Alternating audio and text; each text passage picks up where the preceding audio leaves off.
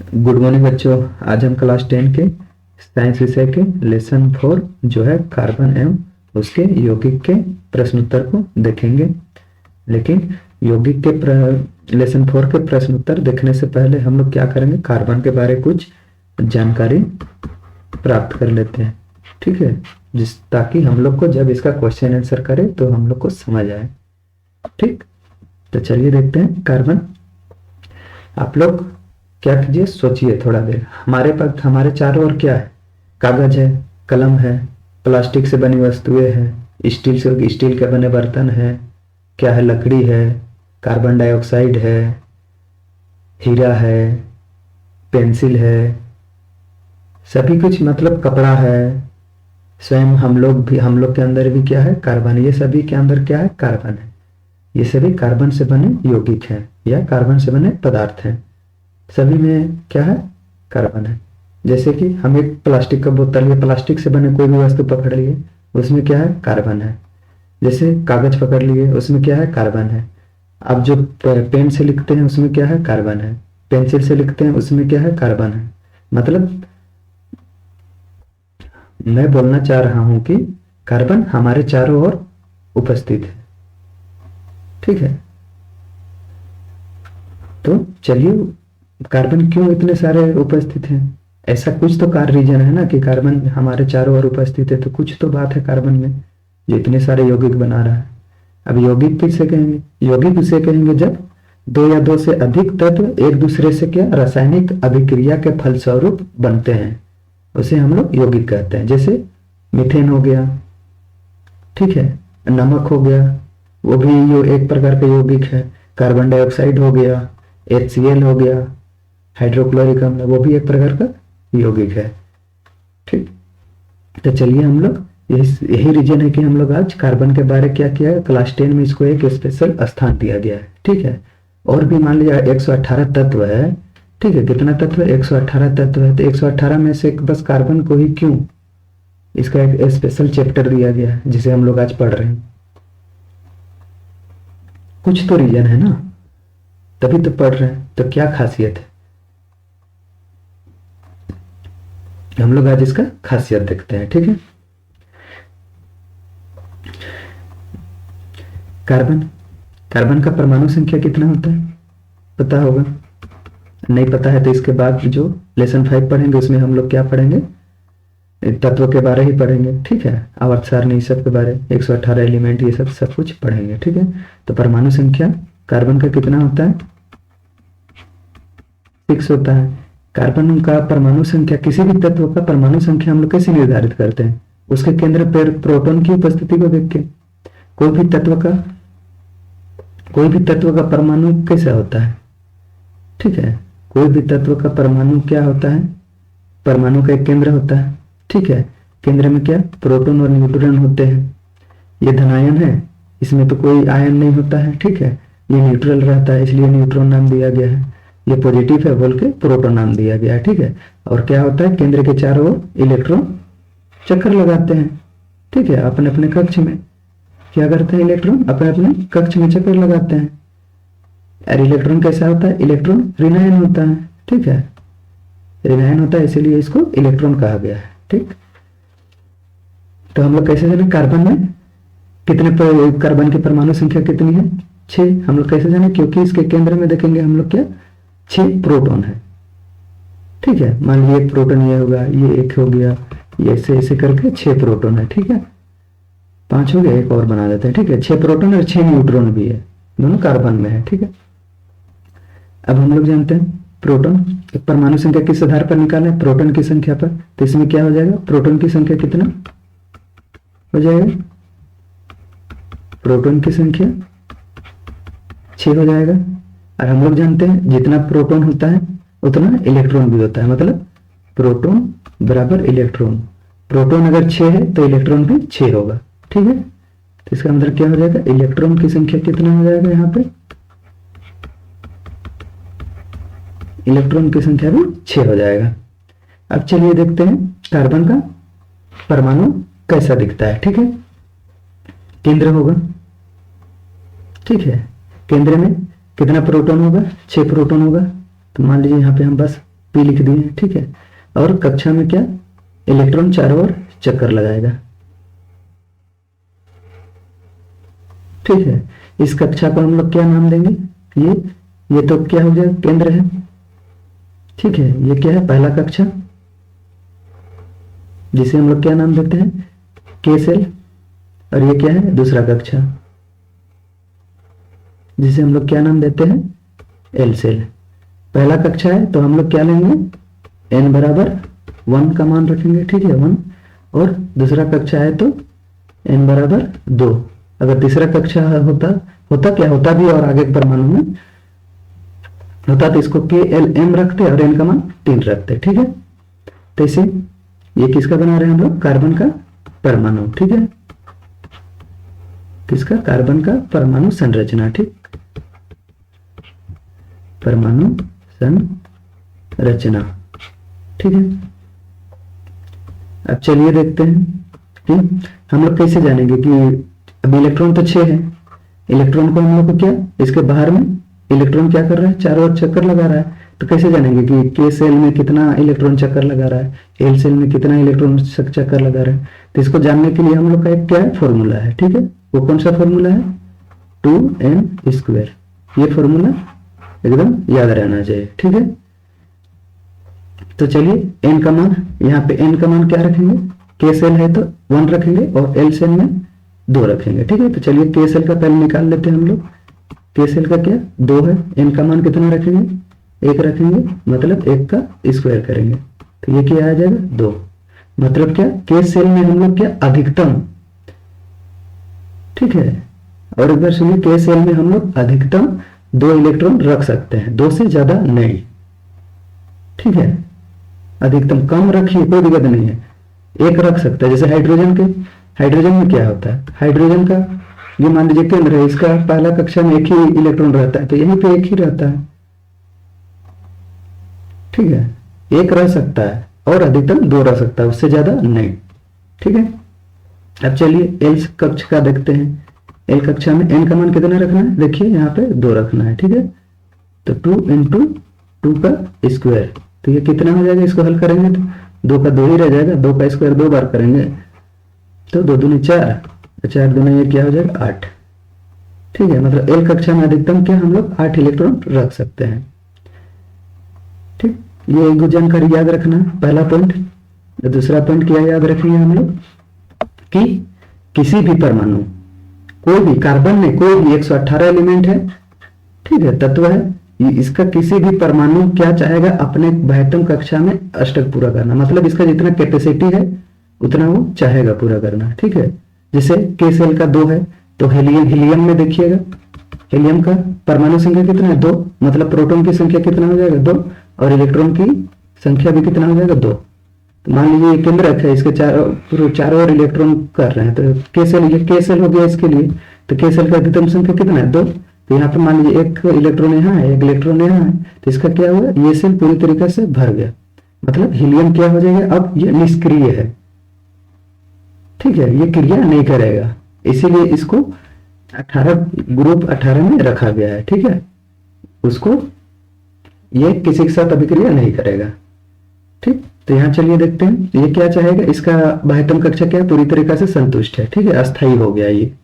तो क्या चाहेगा, ये अपने कोई भी तत्व के परमाणु क्या चाहेगा, अपने बाह्यतम कक्षा में कक्षा का कैपेसिटी जितना हो, ठीक है, या अपना अष्टक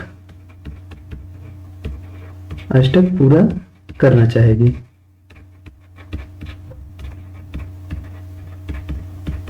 जैसे वो अपना अष्टक पूरा कर लिया, वो क्या हो जाएगा, अस्थायी हो जाएगा। मतलब उसको क्या होगा, किसी के साथ अभिक्रिया करने की कोई जरूरत नहीं होगा, ठीक है। तो चलिए अब देखते हैं के सेल में कितना 2 इलेक्ट्रॉन भरते हैं, 1 इलेक्ट्रॉन यहाँ, 1 इलेक्ट्रॉन यहाँ, 2 इलेक्ट्रॉन हो गया। इलेक्ट्रॉन कितना था, 6, 2 हम लोग यूज कर लिया, बचा कितना 4। तो क्या एक कक्ष में कितना, इसकी संख्या कितना है 8, अधिकतम 8 रख सकते हैं। अब भरना कितना है हम लोग को 4, काहे कि 6 में से 2 भर दिए, अब बचा है 4, तो 4 को यहाँ पे भरेंगे। ठीक है, अब मान लीजिए ये क्या चाहेगा, क्या ये अपना अष्टक पूरा किया है? नहीं, क्योंकि इसका कैपेसिटी कितना है 8। अगर ये और 4 इलेक्ट्रॉन अगर कहीं से ले लेता, या ये अपना 4 इलेक्ट्रॉन को किसी को दे देता, तो क्या होता, इसका बाह्यतम कक्षा क्या बन जाता 2, ये वाला ये के सेल बन जाता। ठीक है, बाह्यतम कक्षा, बाह्यतम कक्षा में तो 2 है, तो ये पूरी तरीके से क्या हो जाता, अस्थायी हो जाता। ठीक है, तो ये क्या चाहेगा, 4 इलेक्ट्रॉन हम किसी को दे दे। ठीक है, यहां पे देखिए जैसे 4 इलेक्ट्रॉन दे दिया, प्रोटॉन कितना था p बराबर 6। मान लीजिए ये 4 इलेक्ट्रॉन दे दिया, तब इसके पास इलेक्ट्रॉन कितना बचेगा, 2 इलेक्ट्रॉन बचेगा के सेल में, तो इलेक्ट्रॉन कितना बचेगा 2। अब मान लीजिए 6 प्रोटॉन और उसके बाहर में 2 इलेक्ट्रॉन है और चक्कर लगा रहा है, तो क्या ये चीज पॉसिबल है?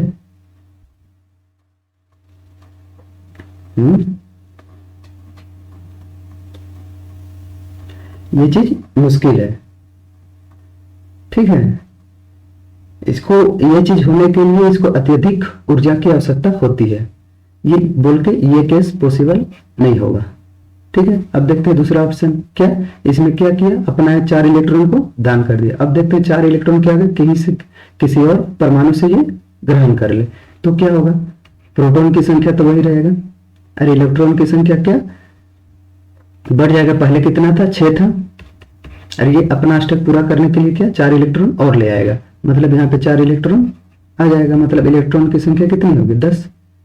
मान लीजिए ये 6 प्रोटॉन है, 6 प्रोटॉन के लिए 10 इलेक्ट्रॉन को के साथ रहना, ठीक है, मुश्किल है। बुक में दिया हुआ है देखिएगा, यही चीज बोला गया मुश्किल है।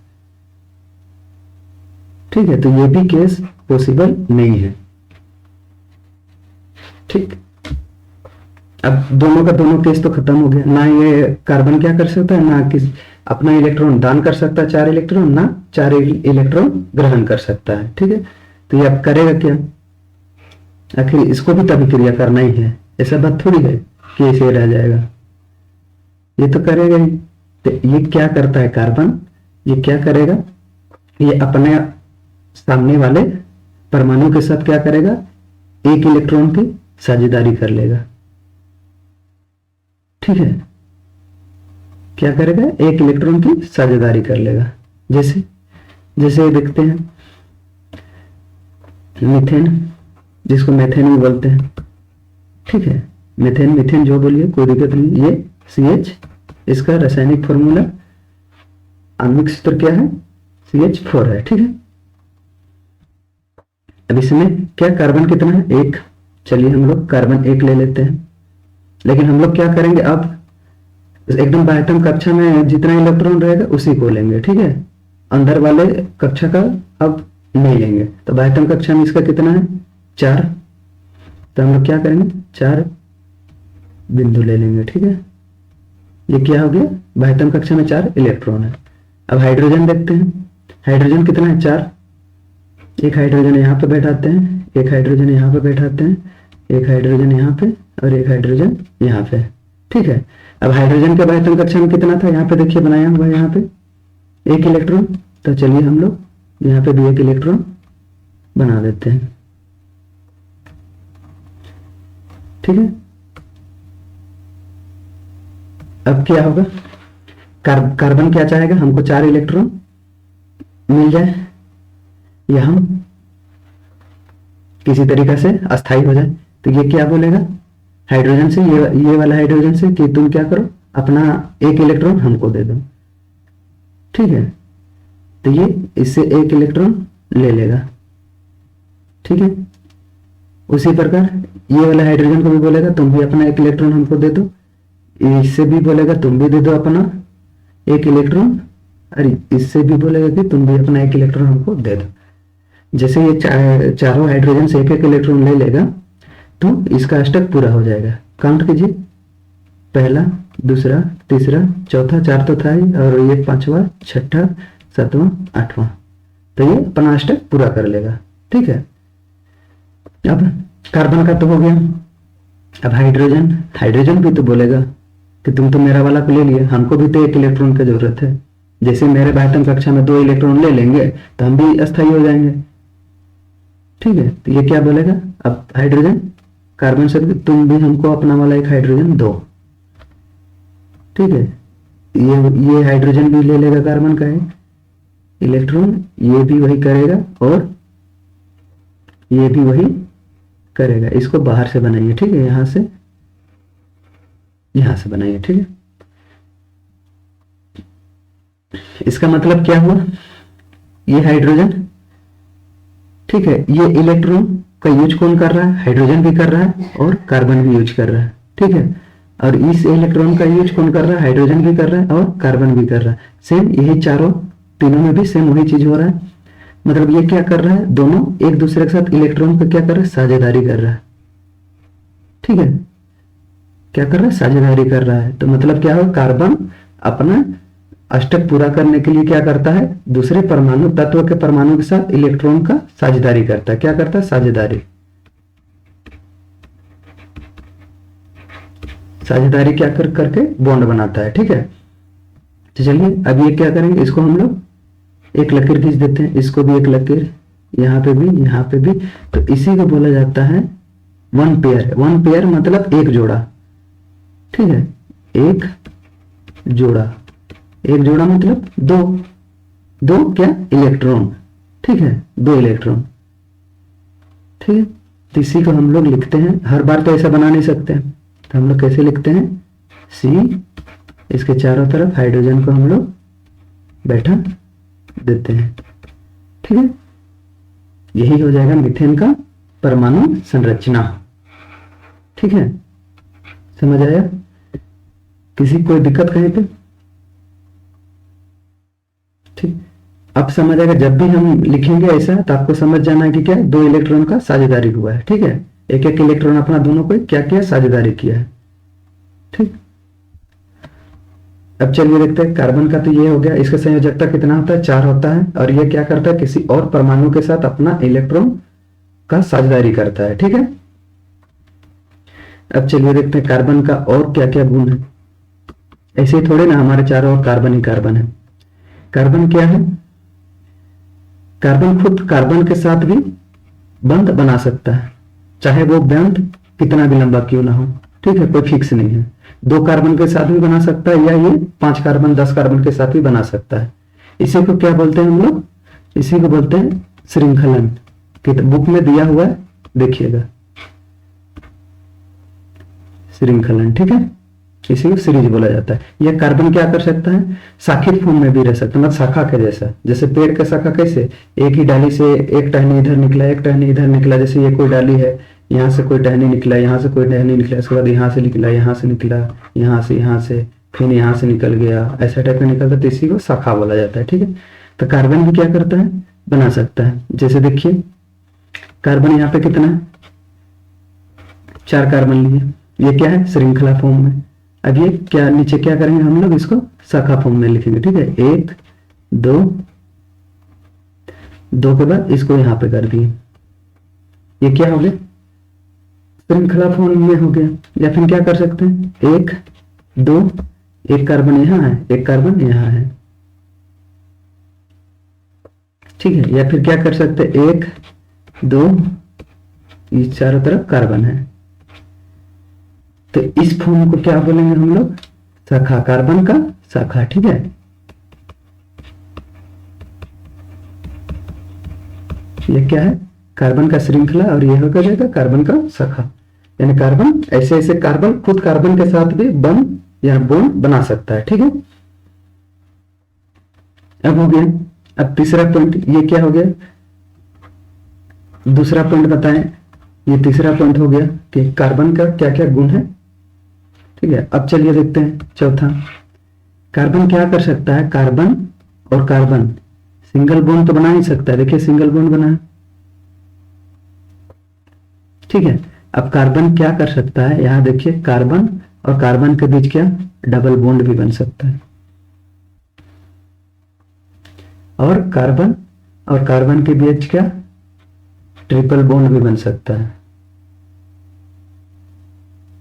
ठीक। जब कार्बन और कार्बन के बीच सिंगल बॉन्ड बनेगा तो इसको हम लोग क्या नाम देंगे? एल्केन। क्या? कार्बन और कार्बन के बीच, ठीक है, कहीं और नहीं, हाइड्रोजन के बीच नहीं, क्या कार्बन और कार्बन के बीच अगर सिंगल बॉन्ड बन रहा है, जैसे यहां पे देखिए सिंगल बॉन्ड बना हुआ है सभी में, ठीक है, तो इसको क्या बोलेंगे हम लोग? एल्केन। और कार्बन के बीच डबल बॉन्ड बनेगा तो क्या करेंगे? एल्कीन, ठीक है। और कार्बन मान लीजिए यहाँ पे डबल बॉन्ड हो जाता, तो ये क्या हो जाता? कौन सा ग्रुप में आ जाता? एल्कीन ग्रुप में, ठीक है। पहले क्या था? जब ये नहीं था तो एल्कीन ग्रुप में था, जैसे इसमें हम डबल बॉन्ड लगा दिए एल्कीन ग्रुप में आ गया, ठीक है। और कार्बन के बीच ट्रिपल बॉन्ड यानी 3 बॉन्ड बन जाएगा तो ये क्या बन जाएगा? एल्काइन, ठीक है। ये आधा ल हो गया यहाँ पे, ठीक है, एल्काइन, ठीक है। जैसे कि मान लीजिए यहाँ पे क्या हो गया? डबल बॉन्ड था, अब हम ट्रिपल बॉन्ड लगा दिए तो ये एल्काइन ग्रुप बन गया। पहले क्या था? जब कुछ नहीं लगा था, सब में सिंगल सिंगल था तो एल्केन, ठीक है। जैसे डबल लगाएं क्या बन गया था? एल्कीन। जैसे ट्रिपल लगाएं ये बन गया एल्काइन। अब मान लीजिए ये क्या है?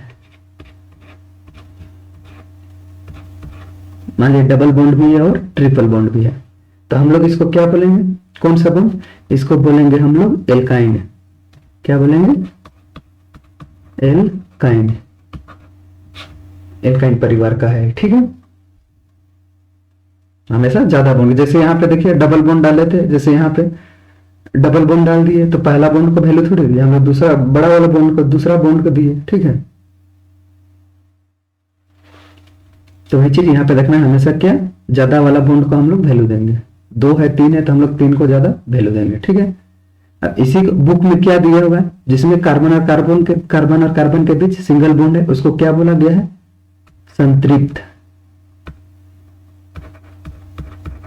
संतृप्त कार्बन, ठीक है। और डबल और ट्रिपल बॉन्ड को क्या बोला गया है बुक में? असंतृप्त,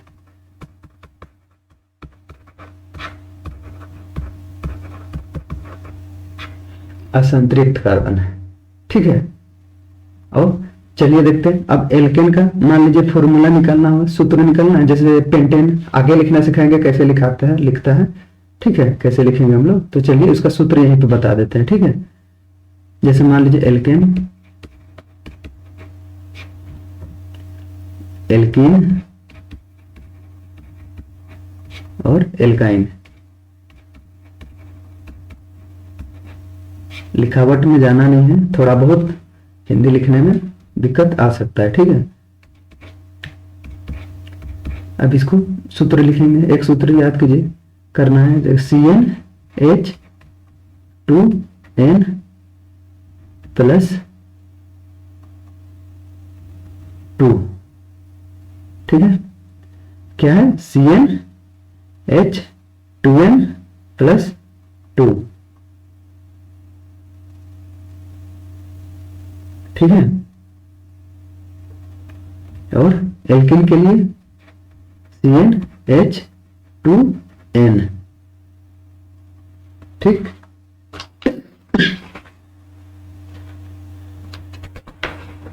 कुछ अलग किया हुआ है?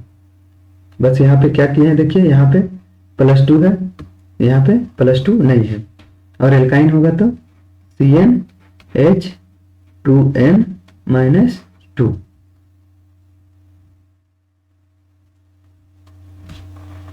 ठीक है। जब भी एल्केन ग्रुप का रहेगा उसका सूत्र निकालने बोल दिया, जैसे pentane, pentane pent plus ane, ये क्या मिल जाएगा? बन जाएगा पेंटेन, ठीक है। तो मान लीजिए पेंटेन का सूत्र निकालने बोल दिया तो पेंटेन का सूत्र हम लोग इस फॉर्मूला से निकालेंगे। यहाँ पे एन, एन क्या होगा? एन मूल शब्द होगा, जो हम लोग नेक्स्ट वीडियो में सीखेंगे कैसे इसका नामकरण किया जाता है, और हम लोग संरचना भी बना कर देखेंगे सारा कुछ का, ठीक है। मान लीजिए पेंटेन के बाद पेंटीन बोला, पेंट प्लस इन, तो ये क्या हो जाएगा? पेंटीन,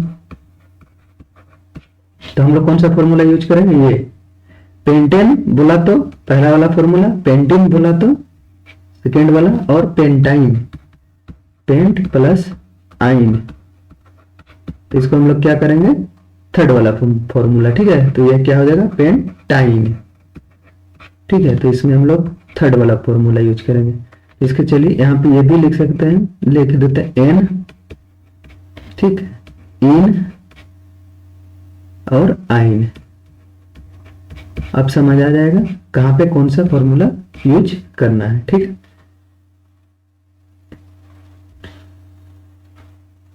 नेक्स्ट वीडियो में हम लोग सीखेंगे कि कैसे हम लोग नामकरण करेंगे, नामकरण और आणविक सूत्र भी लिखना सीखेंगे और उसका परमाणु संरचना भी बनाना सीखेंगे। जैसे यहाँ पे बना हुआ बहुत सारा कुछ सीखेंगे नेक्स्ट वीडियो में।